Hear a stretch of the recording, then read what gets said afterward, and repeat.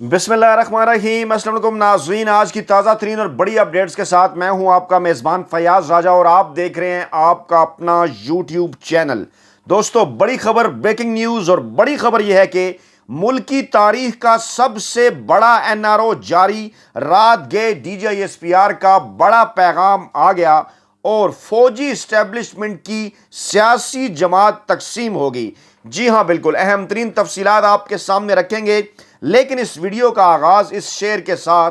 कि मुनीर इस मुल्क पर आसेब का साया है या क्या है, कि हरकत तेज है और सफर आहिस्ता। जी हाँ, पाकिस्तान की सियासी तारीख का एक इंतहाई बुरा और मायूस कुन दिन आज मुल्क की तारीख का सबसे बड़ा एनआरओ जारी होने जा रहा है। एक ऐसा एनआरओ कि जिसके बाद पाकिस्तान के अंदर सियासी लुटेरे और डकैत ना सिर्फ आज़ाद हो जाएंगे बल्कि दन दनाते हुए घूमेंगे। इसकी तफसीलात में जाने से पहले आपको मैं बताऊं कि आज दो और बड़ी डेवलपमेंट भी हुई पाकिस्तान के अंदर। एक बड़ी डेवलपमेंट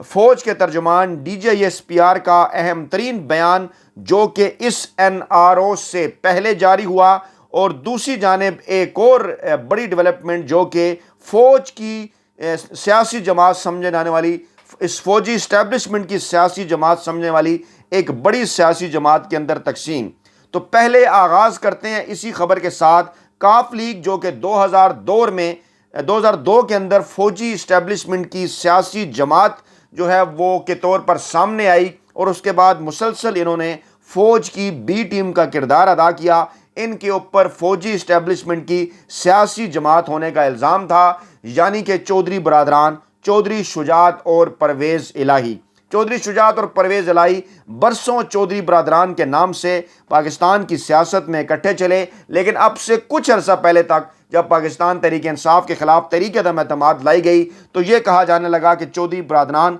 विकेट के दोनों तरफ खेल रहे हैं, क्योंकि काफ लीग में कुछ जो लोग थे उन्होंने पाकिस्तान तहरीक इंसाफ का साथ दिया, जबकि कुछ लोगों ने नवाज लीग और इम्पोर्टेड हुकूमत का साथ दिया।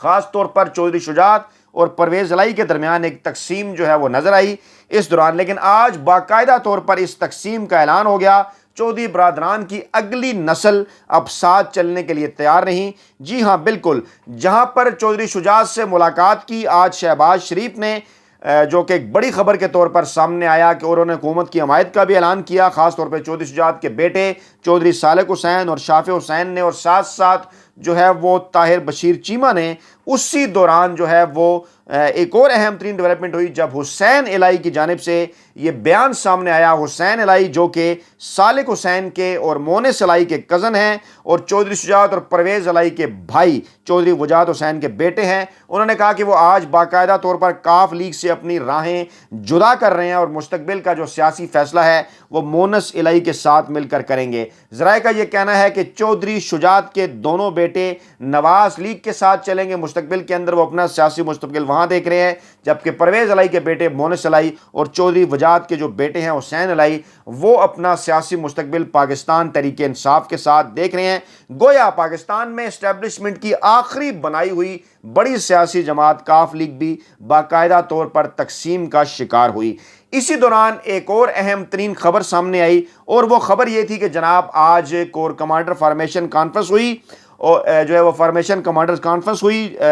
पाकिस्तान के army chief general Qamar Javed Bajwa की सरबराही में। और वहाँ से जो वन लाइनर सामने आया वो ये आया कि पाकिस्तान की जो सलामती है, पाकिस्तान की कौमी सलामती, वो पाक फ़ौज की ज़िम्मेदारी है और वो ज़िम्मेदारी हम अदा करते रहेंगे। लेकिन मेरे मतम नज़र DGISPR का ये बयान, इस कॉन्फ्रेंस से के हवाले से बयान जो है वो आपको बताना या देना नहीं, ये तो आप सुन ही चुके हैं। एक और अहम तरीन बयान आज सामने आया और उसको ख़ास तौर पे जंग ग्रुप ने जिस तरह से रिपोर्ट किया वो बड़ा जो है वो देखने और समझने के लायक है। पहले मैं आपको ये बताऊं कि कल जो है वो शौकत तरीन की जानिब से ये कहा गया था, इमरान खान के वज़ीर ख़जाना जो रहे उन्होंने ARY के एक प्रोग्राम के अंदर ये कहा था कि उन्हें जो है वो मिलिट्री इस्टेब्लिशमेंट की जानिब उन्होंने इशारा किया था। उन्होंने कहा कि मौजूदा हुकूमत, इस इंपोर्टेड हुकूमत के अंदर चंद हफ्ते पहले और हमारी इतलात के मुताबिक लॉन्ग मार्च से पहले उन्हें बुलाया गया। 3 दीगर शख्सियात थी, मिफ्ता इस्माइल थे उसके अंदर हफीज़ शेख थे और स्टेट बैंक के गवर्नर رضا باکر تھے، وہاں پر شوکت ترین سے یہ کہا گیا کہ وہ اس امپورٹڈ حکومت کا ساتھ دیں IMF کے معاملات پر ان سے مناسب ڈیل لانے کے لیے، جس پر شوکت ترین نے انکار کر دیا۔ اب اس حوالے سے کچھ لوگوں نے اس طرح سے بھی رپورٹ کیا سوشل میڈیا کے اندر کہ شوکت ترین کو کہا گیا کہ وہ پاکستان تحریک انصاف کو چھوڑیں، عمران خان کو چھوڑیں اور نواز لیگ کا حصہ بنے، لیکن کیونکہ شوکت ترین نے اس قسم کی کوئی بات نہیں کی تھی تو ان کی جانب سے ایک ٹویٹ کیا گیا، اس کی تردید کی گئی کہ جناب ان کے حوالے سے ان خبروں میں صداقت نہیں ہے۔ پھر جناب بیان آتا ہے DJSPR کا اور اس کو جنگ گروپ اپنے طور پہ رپورٹ کرتا ہے۔ وہ بیان جناب کچھ اس قسم کا آتا ہے کہ جس میں یہ کہا جاتا ہے کہ جناب کہ جو یہ بیان دیا گیا شوکت ترین کے حوالے سے، خاص طور پہ اس کے اوپر کچھ یوٹیوبرز نے کچھ ویڈیوز بھی کی، اس حوالے سے ایک بیان سامنے آتا ہے DJSPR کا، جس میں وہ کہتے ہیں کہ شوکت ترین کے حوالے سے جو ان کے الزامات کے حوالے سے جو خبریں ہیں ان میں کسی قسم کی صداقت نہیں، بے بنیاد پر جو ہے وہ پروپیگنڈا ہے۔ بیان میں آپ کو پڑھ کے سنا دیتا ہوں، پھر میں آپ کو یہ بتاتا ہوں کہ اس کو کس طرح سے، کس اینگل سے جنگ اور جیو گروپ نے رپورٹ کیا، پھر آپ کو ملکی تاریخ کے سب سے بڑے NRO کی طرف لے کر جاتے ہیں کہ وہ کس طرح سے ان تمام تر چیزوں کے ساتھ جڑا ہوا ہے۔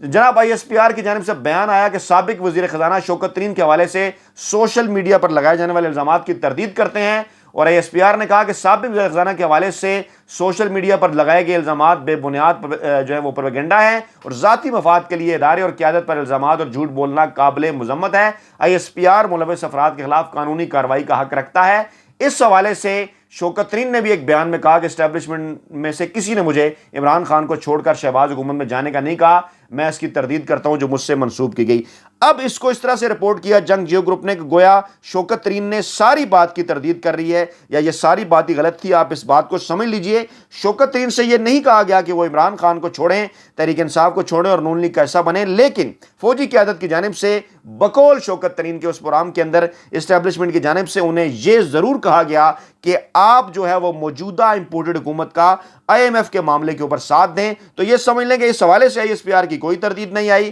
اس حوالے سے شوکت ترین کی کوئی تردید نہیں آئی، کہ بہرحال وہ اس بیان کے اوپر قائم ہے اور اس بیان کی تردید نہیں ہوئی کہ انہیں یہ کہا گیا کہ وہ موجودہ امپورٹڈ حکومت کا IMF کے معاملات پر ساتھ دیں۔ سوال اس پر ہم نے بھی اور دیگر حلقوں نے بھی یہ اٹھائے تھے کہ پھر ایسے معاملات میں نیوٹرلز پھر نیوٹرل تو نہیں رہے اگر وہ موجودہ حکومت کی مدد کرنے کے حوالے سے جو ہے وہ کہہ رہے ہیں، لیکن جنگ گروپ نے، جیو گروپ نے اس کو ٹوسٹ کر کے اپنے حساب سے رپورٹ کرنے کی کوشش کی۔ اب جناب آپ کو لے کر چلتے ہیں ملکی تاریخ کے سب سے بڑے NRO کی جانب، جو کہ آج پارلیمنٹ کے مشترکہ اجلاس کے ذریعے جاری ہو رہا ہے، اور یہ پاکستان کے لیے بڑا ہی دکھ کا لمحہ ہے۔ جیسا کہ میں نے آپ کو بتایا، آپ کو پتا ہوگا کہ اس سے پہلے 2 کوششیں یہ حکومت، امپورٹڈ حکومت کر چکی پارلیمان کے اندر، لیکن آگے سے عمران خان کے کھلاڑی ڈاکٹر عارف علوی، صدر عارف علوی جو بیٹھے ہوئے ہیں، انہوں نے وہ اس کے آگے چٹان کی طرح کھڑے ہوئے تھے اس NRO کے آگے، لیکن اب انہوں نے ایک ایسا طریقہ نکالا ہے کہ جس کے ذریعے ملکی تاریخ کا یہ بڑا NRO جاری ہونے والا ہے، جو کہ پاکستان کے لیے بڑا افسوسناک ہے۔ معاملہ جناب کچھ یوں ہے کہ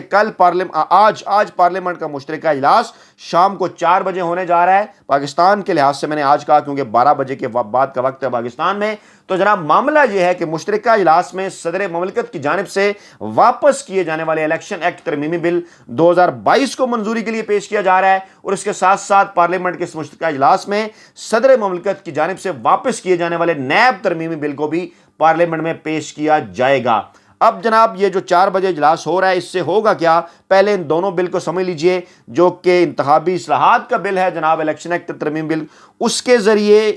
وہ ساری چیزیں ختم ہونے جا رہی ہیں جو کہ صاف اور شفاف الیکشن کے حوالے سے پاکستان تحریک انصاف اور عمران خان کی حکومت کرنے جا رہی تھی، یعنی کہ ووٹر فہرستوں میں نادرا کی مدد تاکہ ان میں غلطیاں دور کی جائیں، الیکشن کمیشن کے ساتھ مل کر، الیکشن کمیشن کی پرائمری ذمہ داری نہ ہو بلکہ نادرا کی یہ ذمہ داری ہو۔ اس کے ساتھ ساتھ دوسرا اہم ترین معاملہ الیکٹرانک ووٹنگ مشین کے ذریعے ووٹیں، اور تیسرا اہم ترین معاملہ اوورسیز پاکستانیوں کو انٹرنیٹ کے ذریعے ووٹ ڈالنے کی سہولت۔ پہلے انہوں نے کوشش کی پارلیمنٹ کے ذریعے بل پاس کرا کے قومی اسمبلی میں بل پاس کرا کے ڈاکٹر عارف علوی نے واپس بھیج دیا۔ اب یہ اس کو پارلیمنٹ میں لے کر آ رہے ہیں، اور اس طرح سے اوورسیز پاکستانیوں سے یہ حق جو ہے وہ چھین لیا جائے گا، اور اس کے آئندہ آنے والے الیکشن میں کیا اثرات ہوں گے، یہ تمام تر باتیں آپ اچھی طرح سے جانتے اور سمجھتے ہیں۔ دوسرا معاملہ جناب کہ جتنے بھی چور ہیں، نیب کے جتنے بھی لوگوں کے اوپر کیسز چل رہے ہیں، جن میں سے 90% انہوں نے ہی بنائے، عمران خان نے نہیں بنائے، ان کو یک جنبش قلم جو ہے وہ قانون تبدیل کر کے ان کو ختم کیا جا رہا ہے۔ سپریم کورٹ ابھی جو نوٹس اس نے جو لیا ہوا ہے نیب اور ایف آئی اے کے حوالے سے، وہ اس صورت میں ہے کہ قانون موجود ہے کہ کیسز چلتے رہنے چاہیے۔ اب اگر پارلیمنٹ کے مشترکہ سیشن میں یہ اجلاس کے ذریعے یہ قانون تبدیل کر دیں گے، تمام تر سزائیں معاف، تمام تر کیسز ختم ہو جائیں گے، تو تمام جو چور اور لٹیرے ہیں وہ پاکستان میں دندناتے ہوئے پھریں گے۔ اور کیونکہ پارلیمنٹ سے یہ قانون پاس ہوا ہے تو اس کے بعد سپریم کورٹ بھی شاید اس معاملے کے اوپر کچھ بھی نہیں کر پائے گی۔ تو یہ ہے جناب پاکستان کی ملکی تاریخ کا سب سے بڑا این آر او ایسے موقع پر جاری ہو رہا ہے، اور اس موقع پر ہمارے میڈیا کے اندر دیگر معاملات تو ڈسکس ہو رہے ہیں، جیسے D G I S P R کا بڑا پیغام جو کہ رات گئے آیا کہ جناب تردید کرتے ہیں شوکت ترین کے بیان کی، جیسا کہ اس فوج کی سیاسی جماعت کا ٹوٹنا جس کو ہم کاف لیگ کے نام سے جانتے ہیں، یہ ساری چیزیں تو ڈسکس ہو رہی ہیں، لیکن ملکی تاریخ کا سب سے بڑا این آر او جو جاری ہوا ہے شاید وہ ان دونوں خبروں کے درمیان کہیں گم ہو گیا۔ اپنا بہت خیال رکھیے گا، دعاؤں میں یاد رکھیے گا۔ نئی ویڈیو کے ساتھ جلد آپ کی خدمت میں حاضر ہوں گے۔ اللہ نے کے مان۔